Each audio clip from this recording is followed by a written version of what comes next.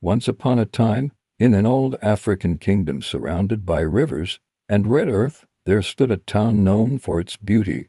Its houses were painted bright, its markets were full, its people sang songs of unity and pride. At the center of the town rose a great palace, built from stone and wood, standing taller than every homer on it. The elders used to say, "Time destroys everything, but truth does not die." But not everyone listened. Many years earlier, before the palace was built, that land belonged to the farmers. It fed families. It held their ancestors' graves.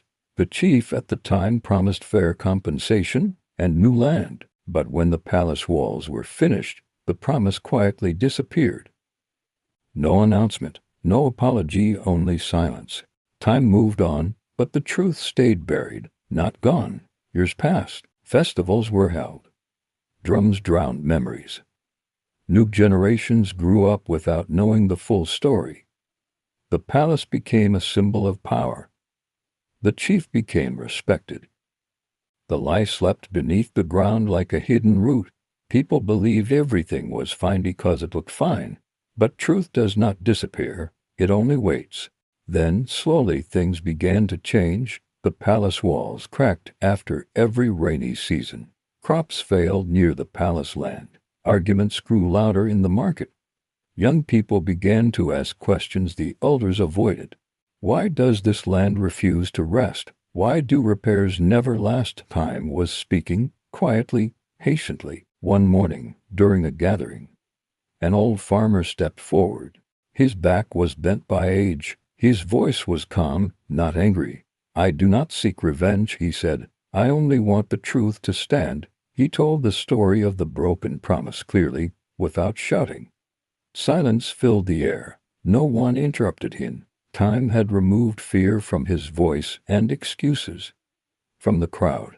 The chief tried to deny it, but his words sounded weak. Time had already eaten away his power. The truth needed no protection anymore. The people remembered. The elders nodded. The land itself seemed to agree. That day the chief stepped down, not by force, but by truth. The land was returned to the farmers' families. The palace was repaired, this time with honesty. Slowly, crops began to grow again. Trust returned, not quickly, but firmly. What was built on truth lasted longer than what was built on pride.